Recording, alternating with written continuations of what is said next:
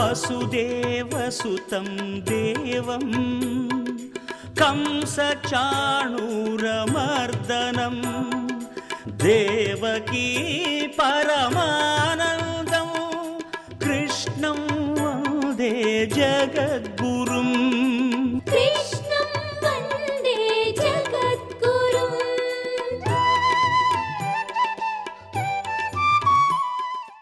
అల్పకాలమునన పాపపరులు అగ్గు పరమాయువును అరోగతయు సిరియు పొందగంతు రెండు. ధర్మాన్ని విడిచిపెట్టేసి పాపకార్యాలు చేసేవాళ్ళు దీర్ఘాయుష్మంతులై భోగభాగ్యాలతో సంతోషంగా ఉంటారు. అది కలియుగ లక్షణం. వనితా దుర్బల దీన బంధుజన సర్వస్వాపహారులు సుహృజ్జన మాతా పితృపుత్రు హంతలు ఎదురుచ్ఛాకర్మశీలుర్ ధరం జనసంపూజితులై చరింతురు వినష్ట శ్రీకులై విప్రులా జనులంచేరి పరిగ్రహించదరవజ్ఞాపూర్వ దుర్విత్తముల్. లోకంలో నిర్భయంగా తల్లిని చంపేసేవాడు, తండ్రిని చంపేసేవాడు, బంధువుల్ని చంపేసేవాడు, బిడ్డల్ని చంపేసేవాడు, ఎవణ్ణి ఎంత మోసమైనా చేసేసి వాడిష్టం వచ్చినట్టు వాడు ప్రవర్తించడమే తప్ప వాడి ప్రవర్తన ఒక శాసనానికి ఒక శాస్త్రానికి కట్టుబడినటువంటి జీవితం గడిపేటటువంటి వాళ్ళందరూ లోకంలో పెద్దవాళ్ళని కీర్తింపబడడం మొదలు పెడుతుంది. ధరణీ రక్షణమాచరింపక నృపుల్ దర్పంబునం పశ్యతోహరులై సాధుల దోచి చేకురు తదీయ స్త్రీధన క్షేత్రముల్ హరియింపంగలవారు దారుణతరంబై పెళ్ళు చెల్లుం పరస్పర వైరంబు ధరాతలైంద్రులకు విశ్వప్రాణి నాశంబుగన్. క్షత్రియులైనటువంటి వారు, రాజులైనటువంటి వారు భూమిని పరిపాలించారు. వాళ్ళు అన్నీ విడిచిపెట్టేసి రాజ్య పరిపాలన, బలహీనుల్ని రక్షించడం ఇలాంటివన్నీ విడిచిపెట్టేసి సాధు పురుషుల్ని దోచుకోవడానికి వాళ్ళు కూడా సిద్ధపడిపోయి వాళ్ళు కూడా అటువంటి పనులు చేయడం మొదలుపెట్టి స్త్రీని, ధనాన్ని, భూమిని, గోవుల్ని అన్నిటినీ అపహరించడం మొదలు పెడతారు. ఒకళ్ళకి వైరాలు పెరిగిపోతాయి. దానివల్ల విశ్వ ప్రాణి నాశనం జరుగుతుంది. ఎక్కడ చూసినా అభద్రతాభావమే. ఈ స్థలం నాది అని నమ్మకమే ఉండదు. ఎవడెవడికి రిజిస్టర్ చేసేస్తాడో తెలియదు. ఈ ఇల్లు నాది అని నమ్మకం ఉండదు. అద్దెకిస్తే పుచ్చుకున్నవాడు ఖాళీ చేస్తాడని నమ్మకం ఉండదు. కాబట్టి ఎవడు ఏది పొంది ఉన్నాడో తెలియదు. ఎవడు బాగా మోసం చేసి ధైర్యంగా నిలబడి కాపక్షానికి నిలబడగలడో వాడే యజమానవుతాడు. కలియుగంలో ఆ లక్షణాలు ప్రవర్తిస్తాయి. సుతుడు అవమానించు జనకుని, పతి అవమానించు భార్య, పడతులు పదులన్ మతి ఉండరువులు మెచ్చక సతతము జరియుంతురిష్ట సంచారములన్. కొడుకు తండ్రిని అవమానిస్తాడు.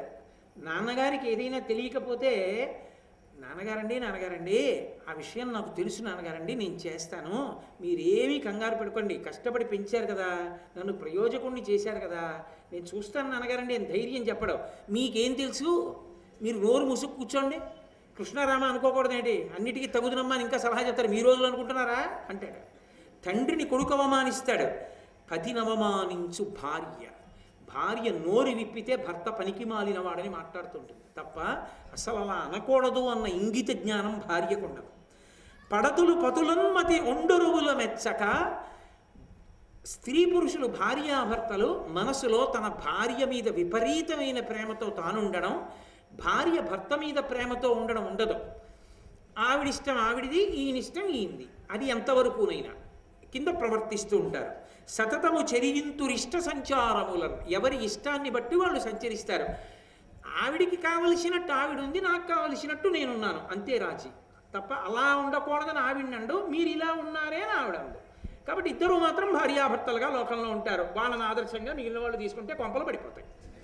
కాబట్టి కలియుగం అలా ఉంటుంది. ఉరవకు నారిక పంటలు గొరియల పాడియును తరచుగును తెరవలు చుట్టములయ్యెదరు ఎరచియు భుజింతు రద్ది ఎల్లజనంబుల్.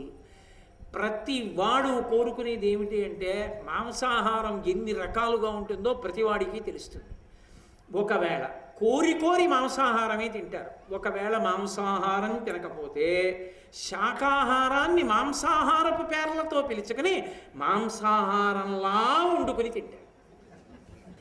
చిట్ట చివరికి ఎంత హీనమైన స్థితికి పెడతారంటే, ఒకసారి ఆడపిల్ల మెళ్ళో మంగళసూత్రం కట్టిన తర్వాత ఇంటి యజమాని మామగారు ఏది ఏమైపోని ఆ ఆడపిల్ల మీద ఈగ వాలడానికి వీల్లేదు. మామగారు బ్రతికున్నంతకాలం కోడలకి శ్రీరామ రక్ష కింద ఉండాలి.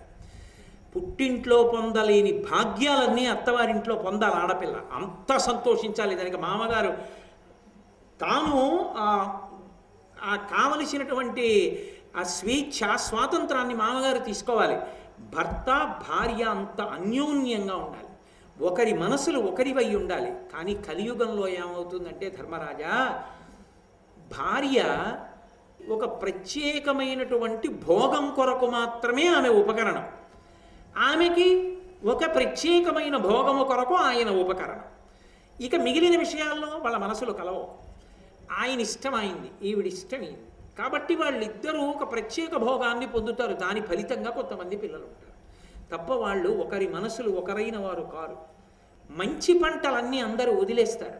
వదిలేసి చిత్ర విచిత్రంగా లాభాలు ఎక్కువ వస్తాయని పంట పండించి పంట లోకానికి తిండి గింజలు అందించవలసిన చోట తిండి గింజలు అందించడం మానేసి లాభాలు వస్తాయని కొత్త కొత్త చెరువులు కొత్త కొత్త వ్యాపారాలు మొదలు పెడతారు. పంట పండించడాన్ని ఇష్టపడరు.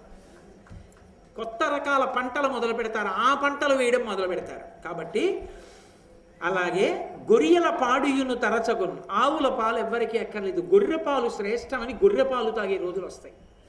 ఎక్కడ చూసినా గొర్రెల పాలు అమ్ముతారు రాబోయే రోజుల్లో. కాబట్టి అలా ఉంటుంది. తాకట్టు ఏదైనా ఎవరైనా పెట్టారా, ఇక ఆ తాకట్టు మళ్ళీ తిరిగి ఇచ్చేవాళ్ళు ఉండరు. తాకట్టు పెట్టిన వస్తువుని తనదిగా లాగేస్తాడు అవతలవాడు. కాబట్టి ఇలా ఉంటాయా 16 వర్షముల్ పరమాయువయ్యడు ధరణీశ కలియుగాంతమున వినవే. కలియుగాంతం దగ్గరికి వచ్చేసిందని గుర్తేమిటంటే పురుషుడి యొక్క గొప్ప ఆయుర్దాయం. చాలా కాలం బతికాడండి అని పేపర్లో ఫోటో వేయాలంటే 16 ఏళ్ళు బతుకుతాడు. కాబట్టి 7-8 ఏండ్ల ప్రాయంబున ప్రజలుద్భవింతురు భామినులకు. మహా అయితే 7 తప్పితే 8 ఏళ్లకి పిల్లలు పుట్టడం మొదలవుతుంది ఆడపిల్లలకి. ద్రవ్య విహీనులై దాత యొక్కడు లేక అన్యోన్య తస్కరులు అగుదురిండు. దానం చేసేవాడన్నవాడు లేక దొంగతనం ఒక్కటే ఉంటుంది లోకంలో. ఎరిగెడు వారును ఎంతయు క్రూరులై చెనసి పాపంబు చేసెదరు సూవే. తెలుసున్నవాడు తెలియనివాడు ఎవడైనా సరే క్రూరత్వంతో పాపమే చేస్తూ ఉంటారు. అన్న విక్రయంబునురు అఖిల జనులు. అందరూ అన్నాన్ని నమ్ముకుని బతకడం మొదలు పెడతారు. ప్రతి చోట ఎక్కడికి వెళ్ళండి అన్నాన్ని అమ్మడం ప్రారంభమవుతుంది. అతిథిని పిలిచి అన్నం పెట్టేవాళ్ళు ఉండరు. ఆఖరికి పసిపిల్ల తినే అన్నానికి కూడా వెలకట్టి అమ్ముతారు. ఆ అన్న విక్రయమునంతర అఖిల జనులు వేద విక్రయులగుదురు విప్రవరులు. వేదాన్ని అమ్మేస్తారు బ్రాహ్మలు. పణ్యయోనుల యగుదురు పద్మముఖులు. కష్టతరమైన ఎక్కలి కాలవేళ. కలికాలంలో అంత కష్టతరంగా ఉంటాయి జీవితాలు. నిస్సిగ్గుగా ప్రవర్తిస్తూ ఉంటారు జనులు. శృతి ధర్మంబులు శూద్రులు ప్రతిభంజప్పంగా వినుచు బ్రాహ్మణ జాతులు ధృతి చెడి తత్సేవకులై యతి నిందిత కర్మకారులయ్యదరధిప. గురుకొనియాడడు శిష్యుడు గురుడును శిష్యునిడ వంచకుండగు. మది ఒండరులు ఒల్లరు బంధువులు పారిబొరి గరములకు ప్రజకు పొడమును భయములు. గురువుగారిని శిష్యుడు పొగడ్డు, శిష్యుణ్ణి గురువు ప్రేమగా చూడడం. ఒకళ్ళ మీద ఒకళ్ళకి మనసులో ప్రేమ ఉండదు. బంధువులంటే ఎవ్వరికీ ఇష్టం ఉండదు. ఎక్కడ చూసినా ఎవరు చూసినా భయంతో ఉంటారు, అభద్రతాభావంతో ఉంటారు. ఉన్నది ఉంటుందా లాగేసుకుంటారా ఈ భయంతోనే ఉంటారు. నాకున్నది ఉంటుంది అన్న ధైర్యంతో ఎవరు ఉండరు కలియుగంలో. ఇప్పుడే వచ్చిందని నేను చెప్పట్లేదు. రాబో కాలంలో అంటే కొంత ఊరట కదూ. కాబట్టి దేవతాయతనంబులున్ జగతీసురావసధంబులున్ పావనాశ్రమ భూములున్ చెడి పాడగున్ శుభవృక్షవల్లీ వనంబులు నాశముందు కలి ప్రచారమునందు దుస్త్రీ విహారము మద్యపానము చెల్లు బెల్లుగా నెల్లడం. కలియుగం బాగా ఎక్కువ అవుతోంది కలి ప్రభావం అని గుర్తు ఏమిటంటే దేవాలయాలు పాడుపడిపోతాయి. దేవాలయ ప్రాంగణాలు పెద్ద పెద్ద ప్రాంగణాల్లో ఉన్న దేవాలయాల్లో తుడిచేవాళ్ళు, మొక్కలు వేసేవాళ్ళు, వాటికి నీళ్లు పోసేవారు, పువ్వులు కోసి దండగుచ్చి దేవుడికి ఇచ్చేవాళ్ళు ఉండరు. పెద్ద పెద్ద ముళ్ళ కంపలతోటి డొంకలతోటి దేవాలయ ప్రాంగణాలు పెరిగిపోతే ఆ దేవాలయ అర్చకులు ఆ డొంకల్లోనే ఇల్లు కట్టుకుని గుడిని నమ్ముకున్నందుకు వాసం చేస్తూ ఉంటారు. ఆయన్ని పట్టించుకునేవాడు ఉండడు, గుడిని పట్టించుకునేవాడు ఉండడు. ఆఖరికి గుడిలో ధూపదీప నైవేద్యాలకి అర్చకుడు 10 మందిని ఆశ్రయించవలసి వస్తుంది. అయ్యా మీరు ఏమైనా ఇస్తే దీపం పెడతానండి గుళ్ళో అని అడిగే రోజులు వస్తాయి. జగతీసురావసధంబులు, వేదం చదువుకున్నటువంటి బ్రాహ్మణులకు ఇచ్చినటువంటి అగ్రహారాలు కొల్లగొట్టబడతాయి, బలవంతంగా లాక్కోబడతాయి. పావనాశ్రమ భూములను చెడి పాడగున్, ఆశ్రమ ప్రాంగణాలన్నీ కూడా చెడిపోయి పాడైపోతాయి. ఇవాళ లేవు. ఇన్ని చోట్ల ఎన్ని ఆశ్రమ ప్రాంగణాలు ఎంత అసహ్యకరంగా తయారైపోయాయో. శుభవృక్షవల్లీ వనంబులు నాశముందు, శుభప్రదమైనటువంటి ఫలితాలు ఇచ్చేటటువంటి చెట్లని తీగల్ని నిర్దాక్షిణ్యంగా నరికేస్తారు. ఆ చెట్లు ఉండవు. కలి ప్రచారమునందు దుస్త్రీ విహారము మద్యపానము చెల్లు బెల్లుగా నెల్లడం. ఎక్కడ చూసినా లోకంలో ఇద్దరి గురించే చెప్పబడుతుంటుంది. దుస్త్రీ విహారము, అందగత్తె అయిందా అంతే,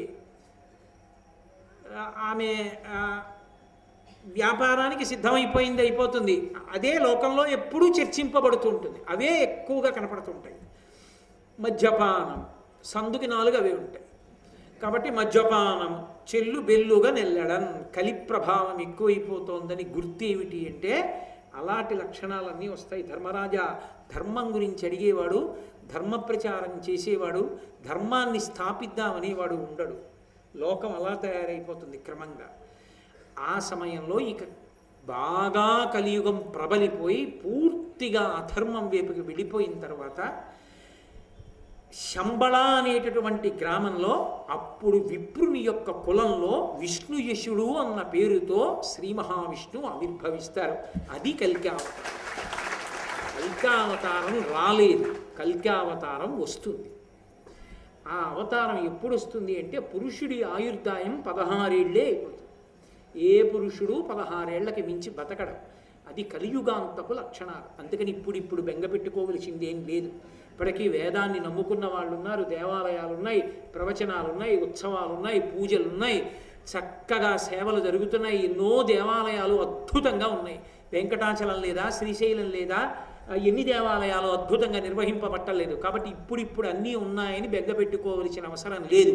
కానీ ఒక పురాణం చెప్పేటప్పుడు అందులో ఉన్న విషయాలు చెప్పడం నా కర్తవ్యం, అందుకు చెప్పాను. కాబట్టి మీరు బెంగ పెట్టుకోక్కర్లేదు. ఇప్పుడే అన్నీ ఏవో వచ్చేసాయి అనుకోక్కర్లేదు. కొన్ని వచ్చాయన్నది యథార్థం, నేను దాచకూడదు. కాబట్టి ఆ విష్ణుయశుడు అన్న పేరుతో అప్పుడు వస్తాడు కల్కి అవతారం.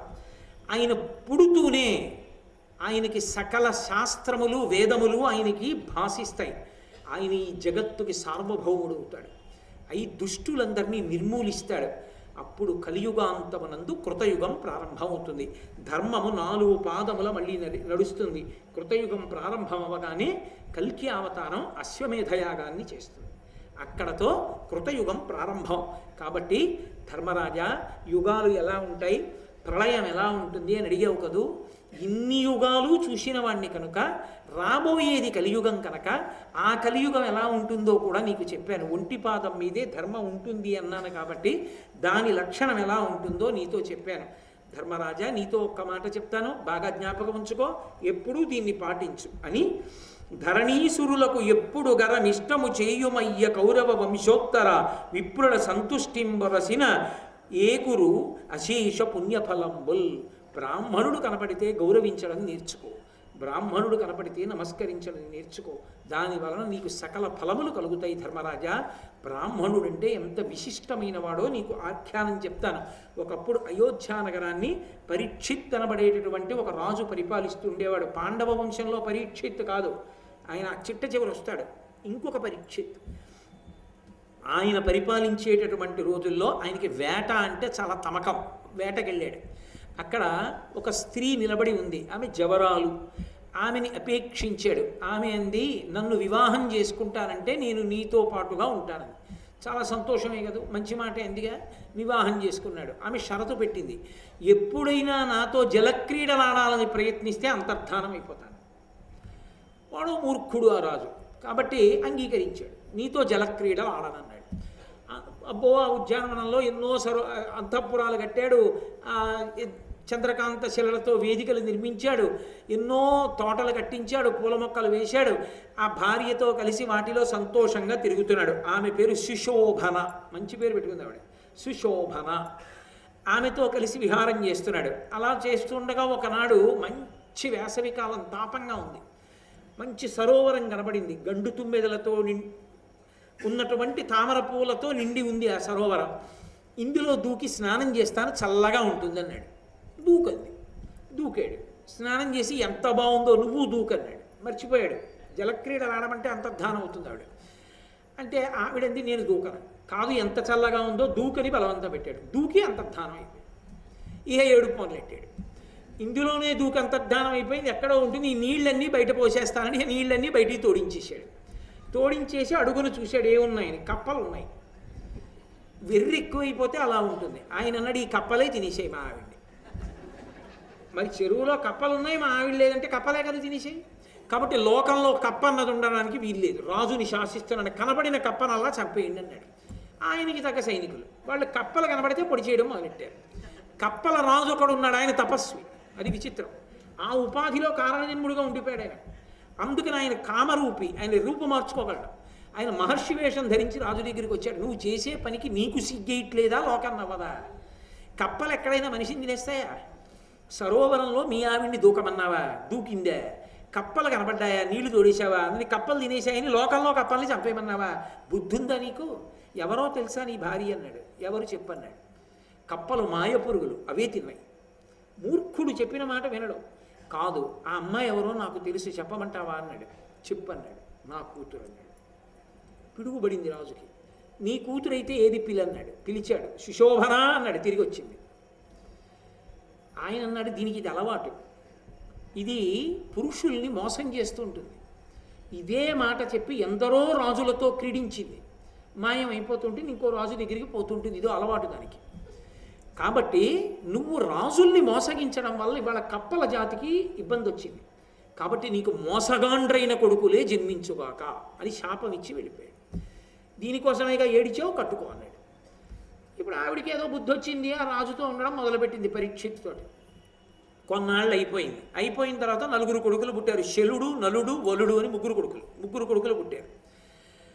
రాజు కొంతకాలం అయిపోయిన తర్వాత రాజ్య పరిపాలన ఆపేసి ఇంకా ఆయన వానప్రస్థానికి వెళ్ళిపోయారు. పెద్ద కుమారుడైనటువంటి శలుడు రాజు అయ్యాడు. ఈయన వేటకు బయలుదేరాడు. బయలుదేరి ఒక మృగాన్ని బాణం వేసి కొట్టాడు. ఆ బాణం తగిలిన మృగం ఎటో పారిపోయింది.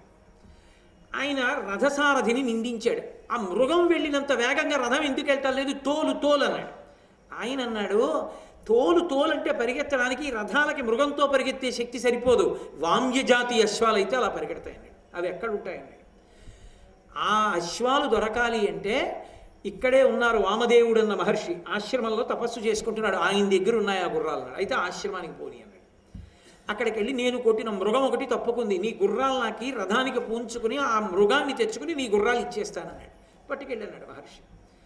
ఆ గుర్రాలు పూంచుకుని రథం ఎక్కాడు. అది వెంటనే బాణపు దెబ్బ తగిలినటువంటి మృగం దగ్గరికి పరిగెత్తేది. వాటికి ఆ శక్తి ఉంది, అంత వేగంగా పెడతాయి. ఆ మృగాన్ని పట్టుకున్నాడు, తెచ్చుకున్నాడు. అంతఃపురానికి పోయాడు, గుర్రాలు ఇచ్చేయడం మానేసి. వెళ్ళిపోతే కొన్నాళ్ళు అయిపోయింది. ఆత్రేయుడు అని ఒక శిష్యుడిని పిలిచాడు. ఆత్రేయ గోత్రంలో పుట్టినవాడు. ఆ శిష్యుడిని పిలిచి ఆయన అన్నాడు, వామదేవ మహర్షి, ఒరే గుర్రాలు తీసుకొచ్చి ఇస్తా అన్నాడు, ఇవ్వలేదురా రాజు, వెళ్ళి అడిగిరా, ఓసారి జ్ఞాపకం చెయ్యి అన్నాడు. ఈయన వెళ్ళాడు రాజు దగ్గరికి. వెళ్ళి, ఓ శలమహారాజా, మా గురువు గారి దగ్గర గుర్రాలు తెచ్చుకున్నావు, ఆ గుర్రాలు తిరిగి ఇచ్చేయి అన్నాడు. గుర్రాలా ఇంకేమైనానా? రాజుకు కావలసినవి రాజు పుచ్చేసుకుంటాడు, మళ్ళీ ఇవ్వడం ఏంటి? ఇవ్వనన్నానని చెప్పు మీ గురువు గారికి అన్నాడు. వామదేవ మహర్షి బయలుదేరి వచ్చారు. తప్పు కదా, నా గుర్రాల్ని మృగం తెచ్చుకోవడానికి అడిగా ఇచ్చాను, నా గుర్రాలు నాకు ఇచ్చేసేయి అన్నాడు.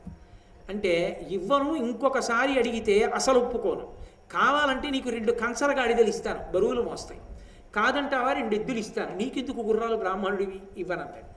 నాకెందుకు మాట అలా ఉంచు, అవి నా గుర్రాలు నువ్వు పుచ్చుకున్నావు, తిరిగి ఇస్తానన్నా ఇచ్చే అంతే, నాకెందుకు గుర్రాలు, నీకెందుకు, నా గుర్రాలు నాకు ఇయ్యి అన్నాడు. ఇవ్వనన్నాడు. ఇవ్వనని శూలంతో పొడి చేస్తాను ఈ వచ్చినటువంటి బ్రాహ్మణుణ్ణి అన్నాడు. అలా అన్నందుకు మహానుభావుడైనటువంటి ఆ వామదేవ మహర్షి ఒక్కసారి కోపంతో ముఖాన్ని జేవురించి చూశారు. అంతే. ఆయన చూపుల వలన భయంకరమైన కృత్యం ఉద్భవించి శూలంతో పొడిచి రాజుని చంపేసింది. ఆ శలుడు మరణించిన తరువాత ఆ 2వ వాడైనటువంటి నలుడు రాజయ్యాడు. ఆయన రాజైనటువంటి రోజులలో ఈ గుర్రాలు అక్కడే ఉన్నాయి. మళ్ళీ వచ్చాడు వామదేవ మహర్షి. మీ అన్న ఇవ్వలేదు, నువ్వైనా ఇచ్చేసేయి ఆ గుర్రాలు అన్నాడు. నేను ఇవ్వను. ఇంకొకసారి గుర్రాలు కానీ అడిగావా, నా ధనస్సు బాణాలు పట్టరండ్రా, ఈ బ్రాహ్మణుడిని ఇక్కడే చంపేస్తానన్నాడు. అనగానే ఆయన అన్నాడు, నన్ను చంపడం కాదు, నీకు ఏడిచే రోజు వచ్చింది. లోపలి నీ కొడుకు బాణపు దెబ్బకి చచ్చిపోయాడు, చూసుకో అన్నాడు. అనేటప్పటికీ ఆ అంతఃపురంలో ఉన్నటువంటి పరిచారికలు ఆ రాజకుమారుడి యొక్క శవాన్ని తీసుకొచ్చారు. మహారాజా ఆశ్చర్యం, ఎక్కడి నుంచో బాణం వచ్చి పిల్లాడికి తగిలింది, ఆడుకుంటుంటే ప్రాణం వదిలేశాడన్నాడు. ఆయనకి కోపం వచ్చింది, నా కొడుకుని నువ్వే చంపావని, చంపేస్తానని ధనస్సుకి బాణం ఎక్కుపెట్టాడు రాజు. బ్రాహ్మణుడి మీదకి విడిచిపెడతాను వామదేవుడి మీదకని హుంకారం చేశాడు వామదేవుడు.